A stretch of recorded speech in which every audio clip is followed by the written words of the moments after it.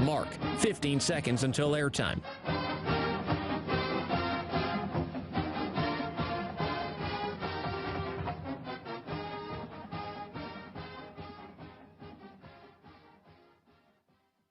The following is a presentation of Learfield. Welcome to Duck Insider. Our whole athletic department, there's a level of expectations of success. Throw, catch, touchdown, Oregon. He can run and slam. This is back out for a three. Left wing is good. In the air to center, back at the wall. It's out of here. Really excited that we get to rep our Ducks and hopefully come back to Eugene with some championships. Indoor track and field national champion. Oregon repeats as the Pac-12 champion. And for the fourth time in the last 6 years, the Ducks are Pac-12 champions. We have so many teams that are excelling right now, and it's really fun to be a part of.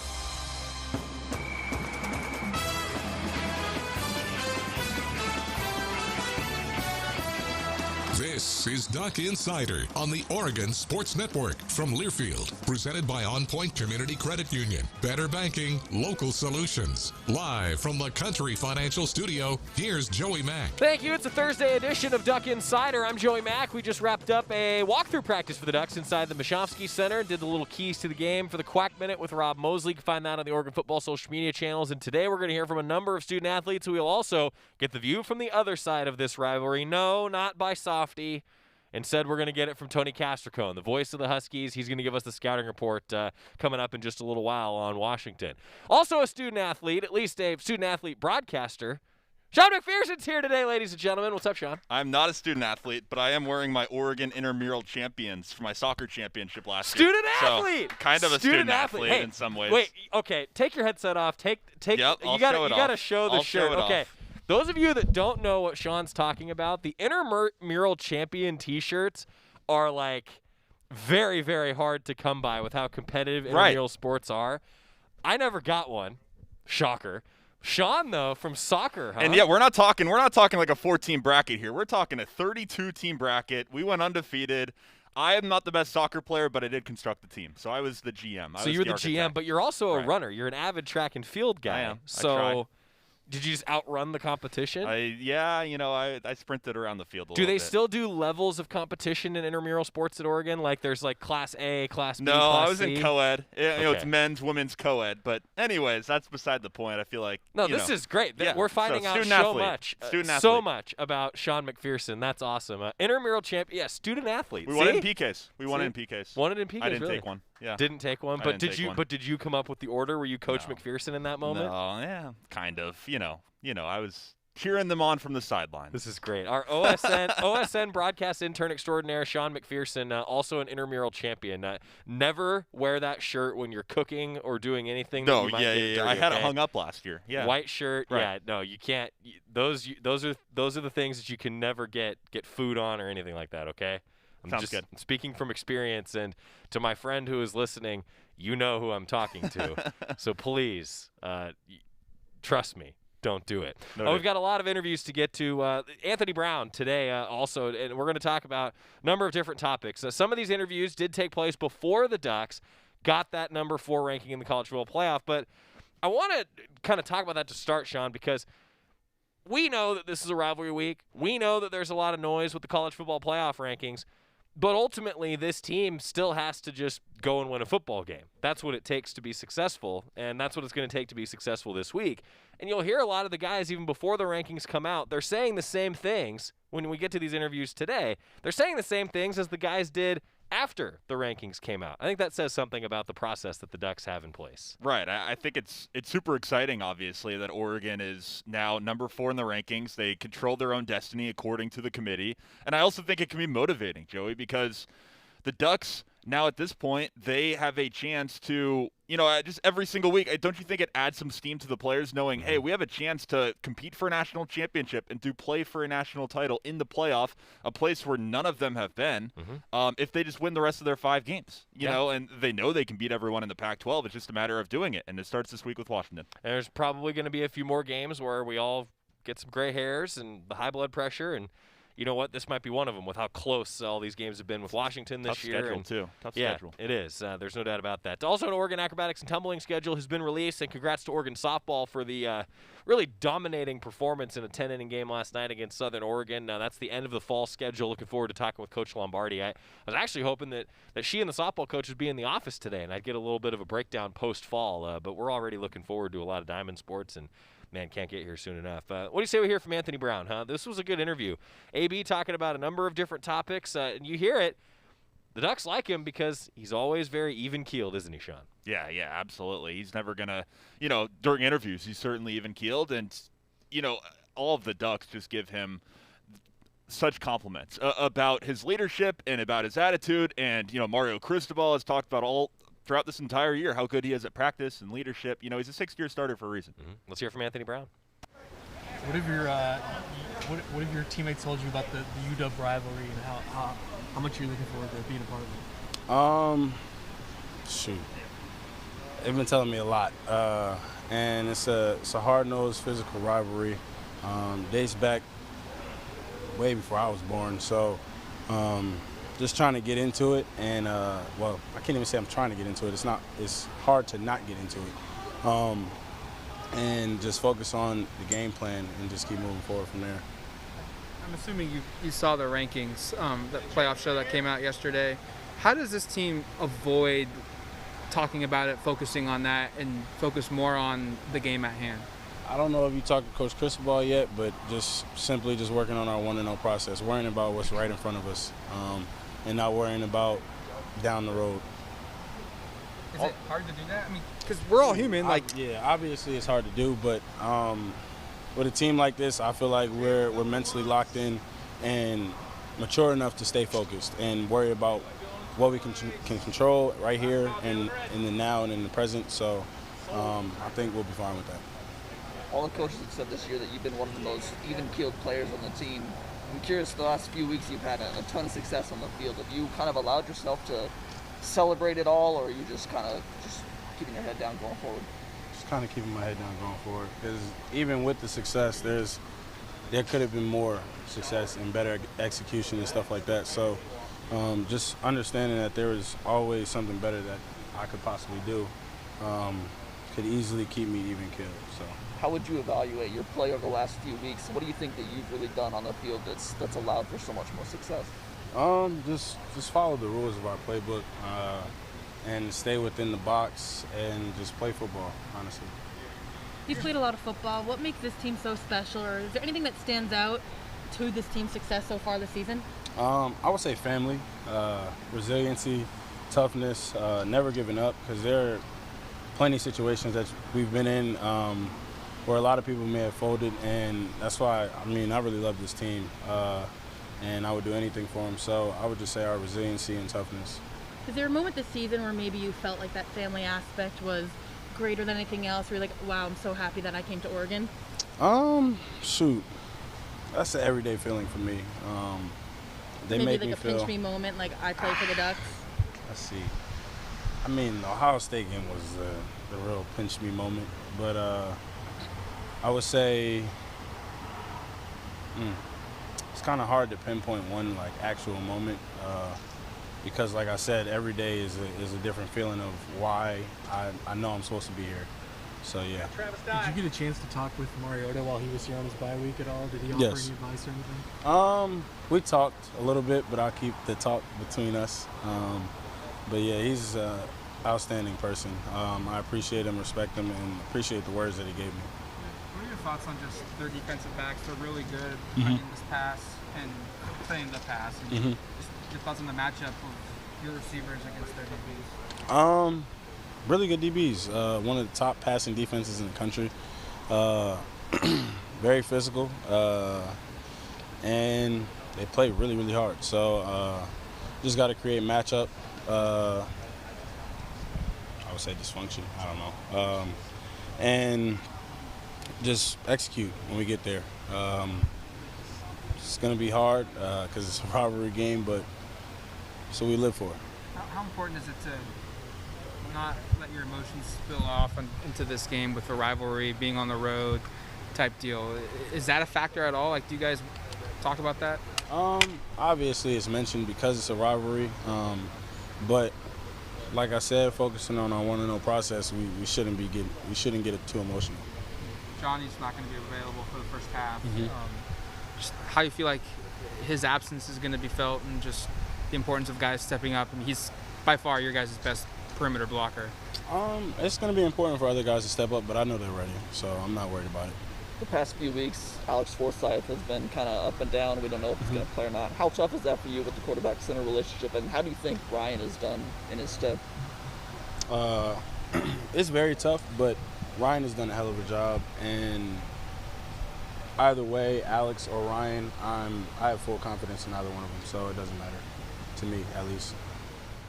Well, Joey, that was Anthony Brown, and he's coming off his 2 best games of his season so far to date, and he's going to have another big one, the 3rd time in a row against Washington. No doubt about it. Yeah, I mean, it's amazing, Sean, completing nearly 80% of his passes, and he was talking there at the end about the offensive line shuffling. I mean, if Alex Forsyth can come back, indications are pointing toward him being able to do that, but we've seen that back problems, they're problems leading up to the game. So let's hope that Alex Forsyth is able to give it a go. And I think the offensive line, though, should be commended for the way that they've had to shuffle and the way that they've still been able to run the ball, pass the ball, protect the quarterback. No kidding. They've been outstanding. I mean, Oregon's offensive line's been great all year. It's been all sorts of different guys thriving in different positions. Like, you won't see anything like it all around the country. I mean, it's just so impressive that every single player is able to play all 5 positions. And if you look at the snap counts from this entire season, how much diversity is there in terms of the 7 or 8 guys that they have that have played all these different positions. Right. And I'll tell you what, Joey, I think Oregon's got to win this game on the ground. I know you've thought about keys to the game with Rob during your guys' Quack Minute.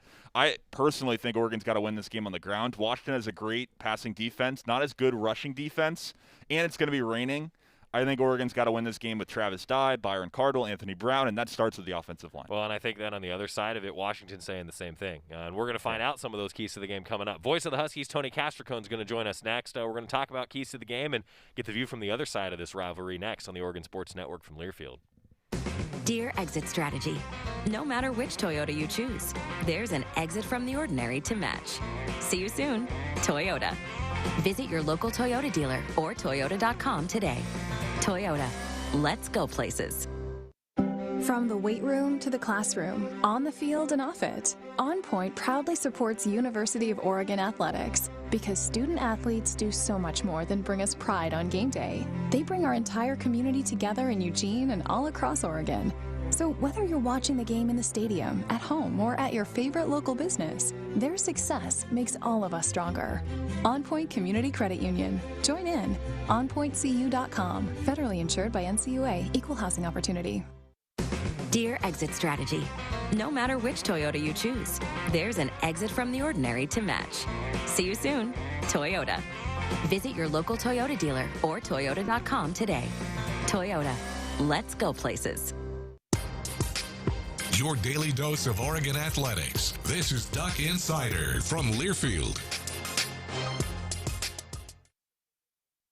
Jill, why don't you tell the class what you did this weekend? Well, my dad and I went in search of some magical minnows and found a zillion of them in the stream from our lookout rock. Then my sister and I escaped from an evil slug king and went back to my super twig fort for safety. Then we told stories till it got dark, and the Big Dipper led us all the way home. Wow. Where were you, Jill? We went to the forest. It's not that far away. Ask your parents to take you and your friends to the forest this week. It's closer than you think. Check out discovertheforest.org. Brought to you by the U.S. Forest Service and the Ad Council.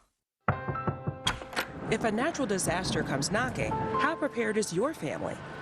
You can't just close the door on earthquakes, floods, or hurricanes and hope they go away. That's why it's important to make a plan now. Ready.gov/plan has the tools and tips you need to prepare your family for an emergency. So if disaster shows up at your doorstep, you'll be ready. Visit ready.gov/plan and make a plan today. Brought to you by FEMA and the Ad Council.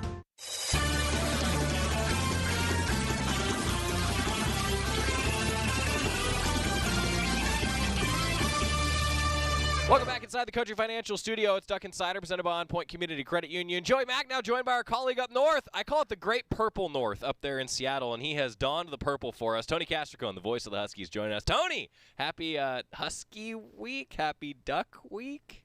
I think they're calling it Beat Oregon Week, you know, which is right. Yeah, sure. that's that's an ambition this year. 7-point dogs at home, 4-4 start to the season. Not what anybody hoped or expected when you're preseason number 20 in the country. But, we'll see. I mean, rivalry games have kind of a way of getting weird, right? And so we'll see what happens coming up on Saturday. Getting weird is an understatement. I have seen it on both sides of this thing. It is wild. All right, Tony, you led me, though, to my first question. Expectation coming into the season versus where the Huskies are now. Give Duck fans the season in review, if you could. So preseason number 20 in the nation, and what we're talking about during fall camp is the strength of the offensive line. Bringing all the starters back. Phil Steele has them ranked the number 3 offensive line in the nation. Pro Football Focus, the number 4 offensive line in the nation. Jimmy Lake wants the identity of this offense to be running the football. And you go out in week 1 and actually get manhandled on the line of scrimmage by FCS Montana and find a way to lose that game. Washington, actually on the opening drive of the ball game, was incredibly impressive. 9 plays, 78 yards. Taking the opening kickoff. Here we go, 7-0, Dogs League Montana. And where's the limit, right? Is this going to be 56-3? Is this a day where you get Sam Heward, the true freshman quarterback, in for 4 series? Like, what are you thinking right here? Well, talk about counting your chickens, man. Like, Montana goes on to win that game 13-7. Right. And the offense ends up setting a Pac-12 record, going 20 straight series without scoring any points. By the time you get to week 2 at Michigan, who we're all starting to see is a borderline elite team. I mean, they're going to compete for the Big Ten championship, despite their loss to Michigan State last week. And so you fall in a hole 0-2, and start doing some soul searching. They switch some things up in the running back room by going to some of their veteran guys that Duck fans have seen before in Sean McGrew and Kamari Pleasant. Those guys didn't get any handoffs at all in the first 2 games of the season. Had a get-right game against Arkansas State, 52-3. And then ever since then, in Pac-12 play, all 5 games have come down to who has the football last. Yeah. Every game has been a single possession game. Every game has been like holding on by your fingernails, trying to like make it to the end of the game. Every game has been thrilling. And fortunately, 3 of those have gone Washington's way. 2 of them have not. Loss in Corvallis at Oregon State on a last-second field goal, and then a home loss to UCLA where, they weren't able to get off the field, and UCLA was able to kill the final 5 minutes of the clock. And so that's where you're at. Every game's close, regardless of who you play. You don't want the game at Arizona to be as close as it was. And, in fact, it was perilously close to being maybe the worst conference loss in Husky history. Down 16-7 in the desert. And the defensive lineman of all players, Tuli Nasanoa, comes up with a game-changing interception as Arizona's driving for another score. And he gets the interception. Huskies hit a couple home runs over the top with Terrell Bynum. And here we are now. They've won back-to-back road games in come-from-behind fashion at Arizona and at Stanford. Yeah, it's amazing. You talk about the high blood pressure in the fourth quarter. We're familiar with that, Tony. We're familiar with that in Eugene right now with a lot of these close games that both of these teams have played. And to be honest, Tony, I'm kind of expecting another close game this weekend. I feel like you probably are too, aren't you? Yeah, for sure. And oddly enough, I mean, I kind of feel like I know even the range that it should land in. I mean, 24-24 in the fourth quarter feels about right. Mm-hmm. You guys were tied at 24 against Fresno State. Mm-hmm. That was your score going into overtime against Stanford. And I think there was another game you had that was like somewhere in that ballpark, right? Yep. And then for us, it was 24-24 going into overtime against Cal. That was the score on the final play of the game before Oregon State hit their game-winning field goal. And if Washington finishes its final drive rather than throwing an interception, that's the score we have against UCLA. And so both these teams have been kind of in that range. Washington's number 1 in the conference in scoring defense at about 18 points a game. You're number 1 in scoring offense at 36. 24 falls right between that. I expect this game to be played kind of in that realm, and it's going to hinge on I don't think the Huskies can afford to lose the turnover battle or even be even in the turnover battle if they want to win this game. I mean, I think they're going to have to be plus in that area. That's going to be tough to do against you guys. And I think, the defense is going to have to play its best game of the year against the run because obviously you've got a very aggressive and successful running game. Yeah, you hit on a lot of what I think the keys are. Tony Castricone, the voice of the Huskies, joining us, talking about this rivalry matchup, 4:30. He'll have the call on the Washington side of things on the radio network, because I think explosion plays, Tony, are key for Oregon. Joe Moorhead talks about that, Oregon offensive coordinator, all the time. And taking care of the ball, particularly with maybe some weather, I think those are big-time keys to the game. And, I think for Washington, tell us a little bit more about Sean McGrew. I mean, new career high against Stanford in rushing yards, if I'm not mistaken, Tony. I mean, just – you touched on it. When they went back to McGrew, he's been really, really good at running back.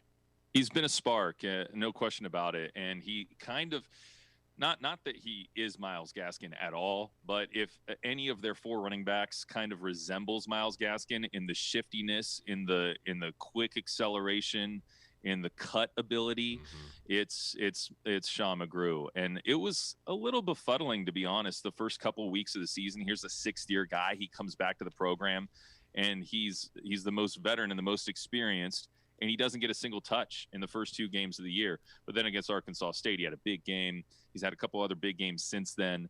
And I think he's a vital piece to this rotation. Richard Newton, who's a guy everybody was excited about a couple years ago when he had a big freshman campaign, he's out for the year with an injury. So the rotation will be 3. It's McGrew, Kamari Pleasant, who's a little bit more of a thumper as a 6th-year guy, best pass pro running back they've got, and a guy that can really catch it nicely out of the backfield. And then Cam Davis, who had a case of the fumbles earlier this year, but another guy they're excited about as a freshman, and is coming off the best game of his career with, I think it was 18 carries for 99 yards against Stanford, and showing an ability to run the football in a way that he hasn't yet here. Cade Otton is a guy that I have to ask you about. He started, 30 of 35 games in his career, and I feel like it's safe to say for Duck fans, if the Husky tight end is having a really good day, it's a bad day for Oregon. Fair assessment? Well, I don't know that it all hinges on him, because part of what Cade Otton has been is reliable over his career. And for a freshman quarterback like Dylan Morris, you need a guy that you can trust to check down to when you need to. And so, I mean, he had a huge year last year, 18 catches to lead the team. The leading wide receiver had 9 in that small sample size of 4 games. And so you're thinking coming into 2021, he is definitely going to be the leading receiver, right? Well, he hasn't been. He had 8 catches in the opener against Montana, including a crucial 4th and 10 conversion. And then since then, he's only got about 10 catches on the entire season. And part of that's been the emergence of a lot of young wide receivers that were banged up early in the year. And so the Huskies have some threats on the outside, maybe in a way that they didn't a year ago, in a way they certainly didn't 2 years ago. And so I think that with the development of guys like Jalen McMillan, Roma Dunze, and Terrell Bynum's your veteran guy, I think that has taken away some of what Cade does from the receiving game. He's still a very good run blocker. He's still a reliable target. But I think that I know for a fact that the Huskies want to work him into the offense more. I just don't think they have to get it to him in order to win. Well, you took my next question right from me, because the wide receiver is getting healthier. I feel like that's really been the storyline of a lot of the success for Washington over the last few weeks, right? It gives a lot more targets for Dylan Morris. Yeah, it's so hard to figure out what's going on with our offense, because there are moments where it looks really good, and then you look at the point totals and it's like we're eking out games 21-16 at Arizona, 20-13 at Stanford, right? And so you wonder, with that explosiveness on the outside, where are those plays? Dylan Morris has taken a few more shots here in the weeks of late. Some of those have been intercepted, some of those have connected. I think the biggest threat is Terrell Bynum. The 5 longest plays from scrimmage this year all belong to him. He is the go route guy. But Jalen McMillan and Roma Dunze, 2 guys who I guess you would classify as second-year true freshmen with the COVID status. They both are dangerous playmakers. They're a different breed of wide receiver from what the Huskies had prior. You probably have to go back to John Ross and Dante Pettis the last time that the Dogs had wide receivers like that. And McMillan had the game winner against Stanford last week. So yeah, both of them physical, fast, really good wide receivers. Spending a lot of time talking about the offense, but I got to ask you about the defense. You touched on the numbers. They're one of the better defenses out there, not just in the conference, but in the country. And I'll tell you, Tony, a lot of praise from the student athletes on the Oregon offensive side of the ball. The defense is legit. It is, and I think we've become so accustomed to a defense that's really good against the run. I think it's been frustrating to see teams be able to run the football against Washington. And if you look over the years in yards per carry metric, which is what I really care about, because yards per game, that's just stylistic sometimes, right? Army, Navy, Air Force are always going to lead the country in rushing yards per game, right? So, when you look at yards per carry, the Huskies have been down around 100th or worse all season long. And that's a concern. And so if you can't stop the run, and Oregon is going to be able to run it just as well as anybody on our schedule other than Michigan, right? I think that is a concern. Add on top of that your all-conference linebacker, Eddie Ulofoshio, is out for the season with an injury. Ryan Bowman, coming off of one edge, a sixth-year guy, is done for his career as well. So hard to see these guys go down with those injuries that end their season. But they've had some guys step up. Carson Bruner, a legacy player at the UW, an inside linebacker, was a conference player of the week as a true freshman, had a great game against Stanford. And then the Huskies are healthy off the edge with Zion Tupuola-Fatui getting pressure on the quarterback. I think a lot of this is going to come down to, can the Huskies stop the run and put their very, very good secondary out there and force Anthony Brown to throw the ball against the likes of Kyler Gordon and Trent McDuffie and see if he can make plays on the Huskies' NFL defensive backs. Yeah, I totally agree with you. We were talking about that as a huge key because you're kind of in a situation where Anthony Brown has put together a couple really great weeks, completing nearly 80% of his passes in the last 2 games, but you got to dare him to do something, especially with guys like C.J. Verdell out for the year if you're the Ducks, and in and out on the offensive line over the last few weeks. I mean, Tony, I think this has the makings of a great rivalry game, which brings me to the question. I mean, this is a rivalry, Tony. You and I get to have fun and talk about this, and man, the fans are sure having fun this year too, aren't they? Yeah, I mean, no question. I mean, do we even need to say more? No. Like, we've already got some people getting in trouble. I don't need to add myself to the list, right? But I mean, look, part of that is what's fun, right? I mean, I think certainly, I think from an administrative level, these two programs actually really do respect one another quite a bit. No doubt. The fan bases don't, and that's perfectly fine because that's part of what makes this so fun. And I think, it's that off the field stuff that makes what happens on the field between those lines for the 60 minutes that memorable, that much more charged and all that. I mean, think about this. You and I have talked about this. I remember earlier in my career, I was working in Columbus, Ohio, and I was covering Ohio State. And it was number 1 versus number 2, Ohio State versus Michigan. And just when you thought that game couldn't get any bigger, the day before the game, Bo Schembechler dies. Right. And you're like, oh my gosh, that just changed everything about this already enormous game. And like, I kind of feel like what happened last year off the field with the COVID stuff and with Washington and Oregon being right there, both at the top of the conference, and the question being like, who's going to win that week 6 game, I guess, to try to win the North. And then Washington's sick with COVID, can't make it to the game. The Ducks replace Washington in the Pac-12 championship game and win the game and go to the Fiesta Bowl. Like, that's a heartbreak that transcends the heartbreak of a missed last-second field goal. Yeah. Like, you can't make that stuff up, right? And that's the stuff of legend that then takes rivalries to the next level and the next level. And I feel like the 2021 reiteration of Washington, Oregon is standing on a platform, on a pedestal, based on some of these things that we've seen. I mean, it goes back 5 years, 70 points in Eugene, the point by Jake Browning, then the missed field goal and the reaction, and C.J. Verdell with the game winner. And then Troy Dye turning the dub upside down on national television. And then 2020, the off-the-field stuff and the COVID. Like, how much better can this rivalry get the last 5 years? Oh, it can get better. Trust me. It will, yeah. I mean, it's going to continue to happen. That's what makes it fun.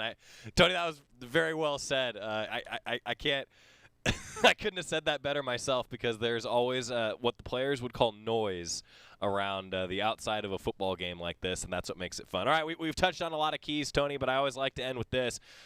Keys to this game. Washington beats Oregon if what happens? I don't know exactly what the metric is, but they have to reasonably stop the run. And they have to win the turnover battle. I don't see a path to victory for Washington without winning the turnover battle and without limiting relatively Oregon's rushing metrics. I just think I do have a lot of faith in the Huskies secondary, but they got to force Oregon into some 3rd and longs and some passing situations rather than allowing the Ducks to put together some of those long rushing drives. So I think those are probably the 2 biggest keys for the Dogs. Tony Castricone, voice of the Huskies. It is always great to catch up with you, my friend, and I'm looking forward to actually seeing you in person for the first time. How about that? God, it's been like, what, 2-something years now? Yeah, it has been. I'm looking forward to it too, Joey. It's always good to have you guys up, and you and Jerry and the whole crew. It's cool that this is a bitter rivalry, on the field, but the broadcast crews are good friends, and we're looking forward to having you. We enjoy these things. Can you tell? Can anybody tell who's listening? This is fun. But Tony, I can't let you go without just saying go Ducks, okay? Fair enough. Go Dogs.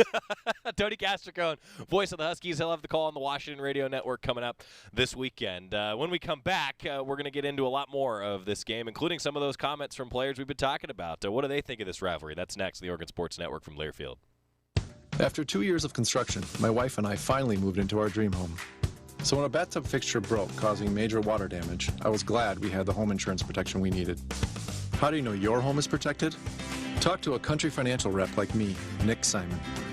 We can help you understand your options and select coverages to meet your needs. Then if something happens to your home, you won't have any surprises. Need the right coverage for your home but not sure where to start? Visit TakeSimpleSteps.com or contact a local Country representative. From the weight room to the classroom, on the field and off it, On Point proudly supports University of Oregon athletics because student athletes do so much more than bring us pride on game day. They bring our entire community together in Eugene and all across Oregon. So whether you're watching the game in the stadium, at home, or at your favorite local business, their success makes all of us stronger. On Point Community Credit Union. Join in. OnPointCU.com. Federally insured by NCUA. Equal housing opportunity. You're listening to Duck Insider. Duck Insider on the Oregon Sports Network from Learfield. Hey, son. How are you feeling? I'm fine, Pops. What's on your mind? I can't explain it. Navigating without a compass, eyes waiting, started to wonder. Metamorphosis, the loss of who you thought you was. When your kid can't find the language, help them find the lyrics. Listen to the Sound It Out album and get tips and tools to start a conversation at sounditouttogether.org. Brought to you by Ad Council and Pivotal Ventures.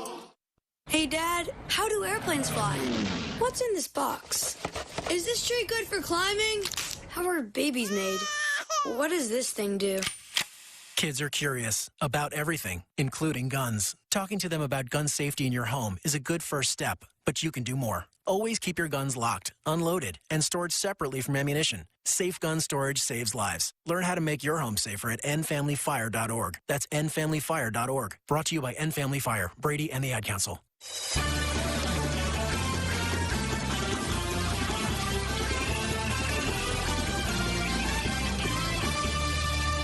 Back at Duck Insider, presented by On Point Community Credit Union. Joey Mack, rejoined by Sean McPherson. Good stuff with Tony Castricone talking about the rivalry. I had to get a little Go Ducks dig in there, right? Yeah, you had to. I mean, it just felt right. It felt right. We're going to talk a little bit offensive line. We've talked before about Alex Forsyth rotating in and out, and Ryan Watt going in at center, and the Ducks have had to change so many guys around all over the place. And TJ Bass has been a guy who's moved from guard out to tackle, and I think he's done a pretty commendable job at left tackle and all over the place for the Ducks. TJ Bass has done a great job. Stephen Jones, Dawson Jeremiah, all these guys. I mean, the entire offensive line, they're one unit, and they're so well coached, and they've done such a fantastic job this year of being able to take whatever comes at them. Let's hear it from TJ Bass. People who don't know as much about the O-line, is it as simple as the speed of edge guys and more space to cover compared to guard where it's much bigger guys and Yeah, everything at guard happens quite a bit faster. So you have more space out there. You have to be more patient with your set. Basically, that's a big thing. It's just. I was going to ask you why more head. I say you're the prototypical left tackle. Why would you say that's a good fit for you? I have no idea. No idea. I'm just doing my job, you know. So whatever they ask me to do, I'll do. So you've gotten out in space too a little bit. They did that even when you were pulling really guard. But what is that like for you when you get up full head of steam downhill? Yeah, it's fun. It's a fun time, obviously. It's obviously nice to get out there in space as well, mix it up a bit, get the D linemen on their toes. So it's always nice. How different is it from guard? I mean, tackle from a technique perspective. I mean, is it significant enough that it took you a moment or two to figure it out? Or kind of how has that process been for you just going back outside? It wasn't too extreme. Especially because throughout fall camp and whatnot, in a couple of weeks, you know, we rotate a lot, so I'd get thrown out there every once in a while. Nothing crazy, you know, just for a rack or two. But you know, you just have more space. You have to be more patient. Things don't happen as quickly out there at tackle, but then you're more on the island, obviously. So because you guys had lined up with you and George next to each other before. Did that make flipping the two of you that much easier? Yeah, we just, you know, we have that chemistry together, so it's and obviously we both know what each other has, so it really, you know, assignment-wise, it's just swapping. It's crazy. You said you played left tackle in JUCO, and we know all about the versatility approach here with mirror ball and crystal ball. Is that still kind of what you got at the JUCO level, or was it just amplified that much more once you got here? No, I was primarily at left tackle when I was at JUCO, but you don't at JUCO you don't get the guys that you get at university, so it's just kind of work with what you got. And basically that's it. For this week in particular, obviously one way or another you're drawing the edge guys. Yeah. What do you see from ZTF 58? I know he hasn't played a lot this season. He's played this last month. First of all, it's pretty crazy that he came back from the Achilles so quickly. I will say that. That's pretty crazy. But he has a lot of speed to power. He has a lot of speed to power mostly, but he has some finesse moves. Double clubs, off the edge, hand swipes. Really good player though. This should be a fun matchup. I'm curious if you saw the comments from Jimmy Lake, Washington's coach, about you guys essentially not being their recruiting rival in an academic sense. Does that mean much to you guys? No, you don't think about that. I saw it, but I didn't think anything about it. You know, you don't really pay attention to that stuff, and it is what it is. They can think what they want. Talking with KT yesterday, he said he's a guy who doesn't try to play overly emotional or try to get too fired up. He wants to play within himself. Do you feel like that's sort of the case with a lot of guys on this team? I mean, I know everybody's sort of different from a personality standpoint, but it seems like that's sort of the rule and not the exception with you guys. Yeah, I mean, some people have, they have more outgoing personalities. I'd say I'm someone that's probably a little bit more on the quiet side. But obviously I get pumped up as well, just in my own way. But obviously you don't want to get too high, you don't want to get too low, you want to be even keeled. So I think that's a big thing for me. Is I need to make sure I'm even keeled through it all. Is there anything in particular that gets you really fired up for a game or during a game? Touchdowns. Touchdowns. Those get me fired up. What's your favorite kind of touchdown? Like close to the goal line, or like a big run? I just like scoring points. What's made you guys so successful in the red zone this year? Just knowing we have to finish drives. We struggled with that last year, kind of. So we knew we had to step up in that big time this year. So that was a big focus for us in the off season, going through camp, and all through the season so far. And we just have to keep going. I'm curious, going back to the offensive line stuff. Alex and Dawson and a few other guys have talked about just the cross training and how helpful that is. Do you feel like you could jump over to the right side right now and be just as effective in that sense? I'd like to think so, but I don't know. I couldn't say. I can say I wouldn't probably be as comfortable as Doss is going back and forth, because he's done a lot of that. But I think I could, because we did do so much of it in the off season. You give me, a little bit, and I think I'd be fine. With Dawson, is there anything that like makes him particularly well suited to like hop back and forth from left to right so seamlessly? He's just prepared for anything. He's just so prepared, and it's crazy. And I don't know, he's just very versatile. I don't know what makes him so versatile, but it's just he's just been doing it since he got here. He's played them all the positions, so I mean, I couldn't tell you, but yeah, I appreciate it. Yep. Thanks, man. Thank you. Versatility, pretty important. TJ Bass showing that versatility, and he's even saying Dawson Jaramillo is the guy who has the most versatility. And hey, we've seen that. Ducks have needed that over the course of the year, and we've seen guys bounce around. And hopefully Alex Forsyth comes back this week, but I've said it multiple times on this show already, Joey. Like, the Ducks have done such a great job really this entire season, but over the past couple of weeks, I mean, it feels like Travis Dye. I think I made a pun on the broadcast last week. I said his initials are TD for a reason. Travis Dye, he's a touchdown machine when the Ducks get by the goal line, but he also owes his O-lineman dinner. I mean, he's done such a fantastic, or the O-line has done such a fantastic job carving up holes for him, and you know, Byron Cardwell's big touchdown, he was untouched for a reason. Anthony Brown against UCLA, he was untouched.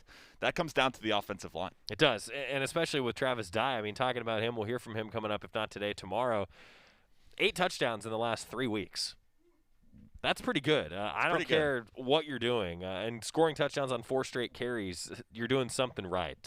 Singing on the offensive line. Every week we talk about some of the guys that have been successful outside of the football field in addition to being successful in between those white lines. And this week we wanted to talk about Molasala Amuvai-Laulu, one of the best names on the team. He is our graduated Duck, brought to you by Graduate Eugene, the smartest place to stay for Oregon football fans. He was a Navarro College, junior college transfer for the Ducks, enrolled in early January, and he was signed during that December signing period as the top-ranked junior college player in the country, the number 1 ranked tackle and number 5 overall junior college player in that 2017-2018 class. As a junior, utilized a red shirt for the Ducks, and then as a redshirt junior in 2020, a coach's Pac-12 All-Conference honorable mention. And Sala this year, they call him Big Sala, has played tackle, has played guard, has been the epitome of a Swiss Army knife, and off the field, the Hilo, Hawaii native has already earned his undergraduate degree. 315 pounds, 6'6", technically junior still, Sean. He's been a junior now for 3 years with the way that this COVID world is, and I hope that he's taken full advantage of it and working on that master's degree. That's the plan with Sala, our graduated Duck. Brought to you by Graduate Eugene, smartest place to stay for Oregon football fans. Probably the best name on the team. Yeah, I always just call him Sala. I'm always too lazy to read the whole name in the I don't know if it's lazy. Sometimes I think it's fear. I just don't want to mess it up. Yeah. Exactly. So Sala is kind of what I go with. With me now. Molasala Amuvai-Laulu. Molasala Amuvai-Laulu. See, that's still not bad, though. I gave up. Sala, though, is what everybody Big calls Sala. him. I like that. Big Sala. Big Sala. I remember the first time that we did, so every year we do our signing day special, and I just looked at Coach Mirabal, and I just said, Coach, you know who I'm going to ask you about. Can you say his name? And he just rattled it off, and I was like, oh, Coach Mirabal, thank you. This is great. Our graduated Duck, Sala, already earning that undergraduate degree. That is the ultimate goal. Congratulations, Sala. When we come back, we've got our Slocum Center Minute talking about jammed fingers, something that a lot of offensive linemen deal with, actually. And then diving into a few more interviews, we're probably going to hear from Jamal Hill when we come back on the Oregon Sports Network from Learfield. Welcome to the Slocum Center Minute. Slocum Center physicians are located here in Eugene and are the orthopedic team physicians for your beloved Oregon Ducks. With me, I have Dr. Michael Keister, who specializes in non-surgical sports medicine at Slocum Center for Orthopedics and Sports Medicine. Today, we're talking about sports nutrition. Dr. Keister, please share why sports nutrition is so important for athletes. It's important for athletes because nutrition provides the fuel to power our workouts. It also provides the building blocks to recover and to build up the muscles once they're broken down during those workouts. And we can't forget the importance of proper hydration. Dehydration can really affect your ability to work out and can get you tired out more easily. Tell me about some ways athletes can improve their nutrition. One important thing is just eating a balanced diet. And when we say balanced diet, we mean a mixture of carbohydrates, proteins, and fats. Carbohydrates should make up about 60 to 70% of the total fuel because that's really the main energy source. And then protein about 15% and fats the rest. I really emphasize to avoid fad dieting. People talk about fats being good, fats being bad, carbs being good, carbs being bad. Trying to stick to that balanced diet is really the best thing. In addition, lots of water, 2 cups before working out, and then usually almost a cup of water about every 15 to 20 minutes. Sports drinks really aren't needed unless you're working out for maybe longer than 45 to 60 minutes. Just good cold water is plenty to hydrate you in the time for that. All right, thank you, Dr. Kieser, for joining us today and talking about sports nutrition. Tune in next week to hear Dr. Wiest about ACL injuries. That was the Slocum Center Minute, brought to you by the Slocum Center, orthopedic team physicians for the University of Oregon athletes since 1967. As my family continued to grow, I realized I'd have to replace my beloved Jeep with something that has, well, more seats. I'm Jason Hines, Country Financial Rep and father of 7. Whether you're upgrading from your sporty ride with no room for a car seat or finally replacing your well-loved beater that still has a cassette player, you'll want the right protection for your new car. Work with a Country Financial Rep like me and get the protection you need at a price you can afford. Learn more at TakeSimpleSteps.com or contact a local Country representative. What's with Mountain Dew? Mountain Dew is like a zip line of incredible flavor directly into your brain. Mountain Dew is like getting punched in the mouth with pure neon refreshment that creates a neural explosion, sending flavor shards of electric brain pulses into your very core of being. Okay, maybe that's a little over the top, but you get the idea. The fact is, the mind-bending challenge of describing the taste of Mountain Dew is way harder than just experiencing it. That, of course, is easy. Just grab an ice cold Dew, crack it open, and toss them back. Mountain Dew. Do the Dew. This is Duck Insider, presented by On Point Community Credit Union on the Oregon Sports Network from Learfield. Adopt US Kids presents What to Expect When You're Expecting a Teenager. Learning the lingo. Jelly. Jelly adjective. Jelly is a shorter, better way to say jealous. As in, Chloe, I am like so jelly of your unicorn phone case. You don't have to speak teen to be a perfect parent. Thousands of teens in foster care will love you just the same. Visit adoptuskids.org, brought to you by the U.S. Department of Health and Human Services, Adopt U.S. Kids, and the Ad Council. What is dedication? My daughter started making necklaces. She makes what we call affirmation fashion. I tell her every day that your black is beautiful. And if there's anything better than being beautiful, it's being smart. And if there's anything better than being smart, it's being kind. And reaffirming that every day is our method of making sure her chin never drops. That's dedication. Visit fatherhood.gov to hear more. Brought to you by the U.S. Department of Health and Human Services and the Ad Council.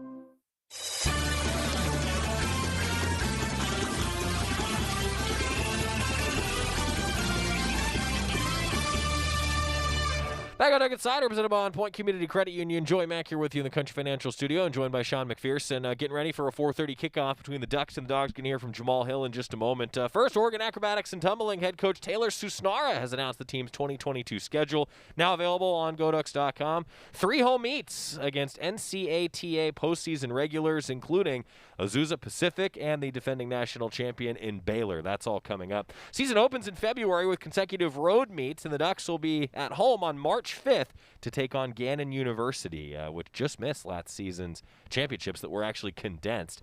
And then the NCTA, national championships will actually take place in Eugene. That's the plan coming up here in just a little while. So it's upon us. The winter sports are here. Talking about basketball coming up, and the Ducks for acrobatics and tumbling getting rolling in February, at home in March, and then end of April, next thing you know, championships. It's busy this year at MK. It is. Matthew Knight Arena is going to be a fun place to be. There's no doubt about it. Jamal Hill earlier this week, so again, we talked about this at the start of the show. Jamal did this interview the day of College Football Playoff rankings being revealed. So we got asked, hey, what about this coming up? And look, you're going to love his answer because it makes sense. It almost sounds like he answered this question after the rankings came out. Let's hear from Jamal Hill. Jamal, you've been matched up with a lot of tight ends throughout your career, and this will be another one of them. you were preparing for him last year. What do you see from Otten in that matchup that you'll have on Saturday? He's definitely a great blocker. They do a lot of stuff with him, try to get him open, but I feel like we're prepared.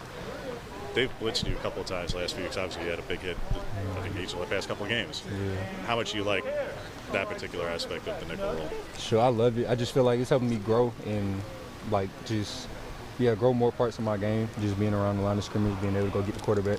So, yeah, I like it. Bennett had done so well in run stopping and then been developed in pass coverage.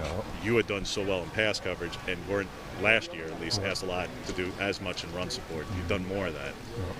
With what Washington does beyond covering the tight end, what do you see your role in run stopping this week in particular? I mean, it's going to be huge, just like it is, I think, every week. I think everywhere Coach DeRuiter puts me, I'll be well equipped to do anything he needs me to do, run or pass. So. How has this defense been able to overcome so many injuries and guys coming in and out and weird combinations? Yeah. I mean, just want to know process every day. Like, we don't feel like no injury is too big for us to handle what we need to handle. So that's how we go about it every day. You were splitting time at deep safety, though, the past, I mean, even before this past week, like previously, at the boundary or field? A little bit of everything, really. Just trying to fit in wherever we need. So, yeah.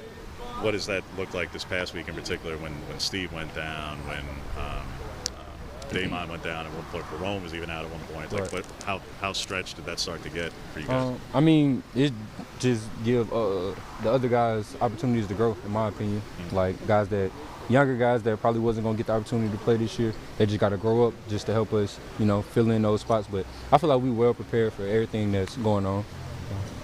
You guys have been pretty battle-tested this season, big situations against Ohio State and UCLA. How do you think that those experiences have helped you, heading into this game? I feel like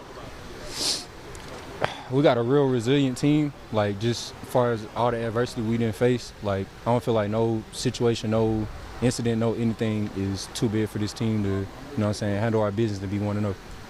How do you feel like Damon's kind of come along since he's looked like he's elevated into a bit of a bigger role? Yeah. Damon's coming along great, man. He's learning and growing every day. It's crazy, like, seeing, like, who he was when he first got here and who he is now. Like, he's a great person off the field, and then, like, everything he used off the field, it helped him grow in football. So it's great to see.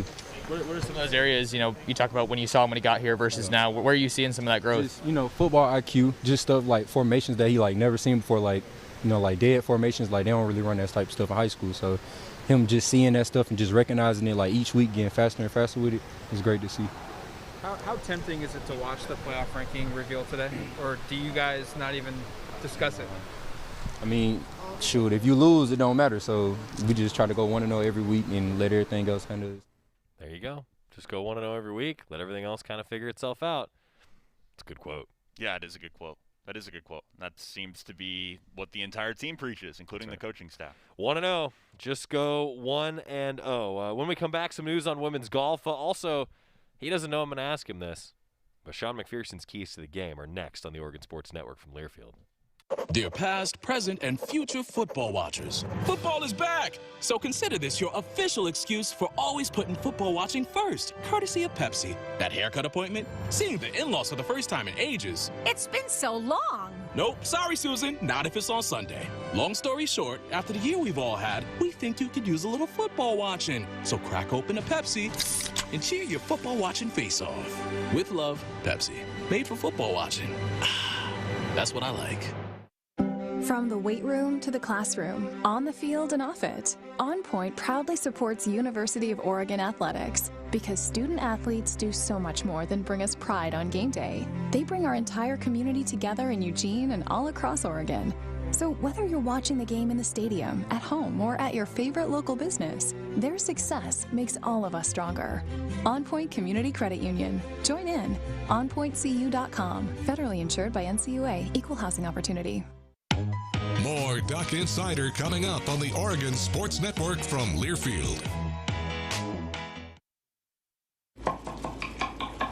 These are the sounds of a dinner. A dinner that almost didn't happen. A dinner now served, thanks to people like you. Due to COVID-19, 17 million more Americans may face hunger. Feeding America is helping our neighbors in need. And if you're able, you can too. Donations are being accepted at feedingamerica.org/coronavirus. Brought to you by the Ad Council and Feeding America, 200 food banks strong. It's time for today's STEM tip. Okay, you know recycling is important. No one wants plastic in the ocean. Here's a cool way to repurpose a plastic bottle. Build an awesome terrarium. Cut a large plastic bottle in half and fill the base with sand, pebbles, potting soil, and your favorite plant. I chose an African violet. Put the top of the bottle over your base and place it in the sun. Your plant will grow sealed in its own ecosystem. Fun, right? Learn more at She Can STEM. A message from the Ad Council.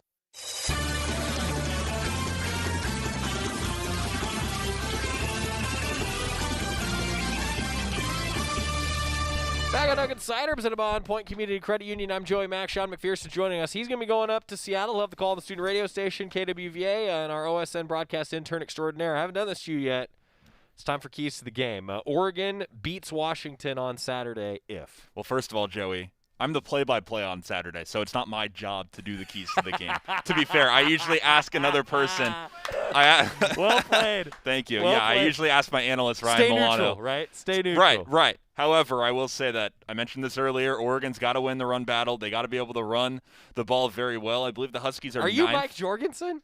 What? Are you Mike Jorgensen right now? You have to run the ball. That's Jorgie's key to the game every week. Every week. Every week. Well, especially when you're playing Washington and you're going against a team that has a very, very good defense, the best defense in the Pac-12 statistically, but the Achilles heel on that defense is the rushing attack. And so Oregon's got to be able to utilize that offensive lineman and be able to run the ball like they have been week by week. The other key to the game, other couple keys to the game, Tony Castricone mentioned it earlier. I think they got to win the turnover battle. I think, the Ducks have to get back to their old ways and, forcing interceptions and getting after the quarterback and forcing fumbles. And that kind of takes me into the last one as well. I think you have to get to Dylan Morris, cause some trouble there. And, he's a freshman quarterback who's thrown 8 interceptions this year.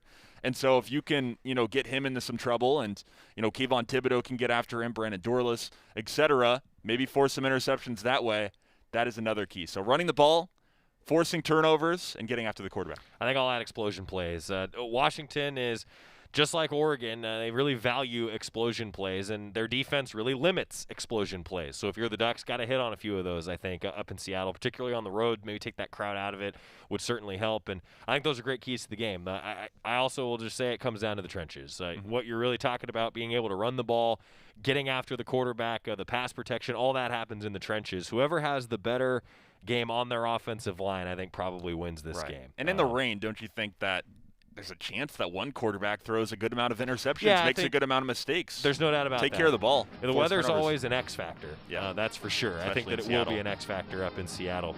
That's great stuff. Sean McPherson, good work. Appreciate it. Intramural champion. I'm never going to let you forget that, right? We're adding that to your bio.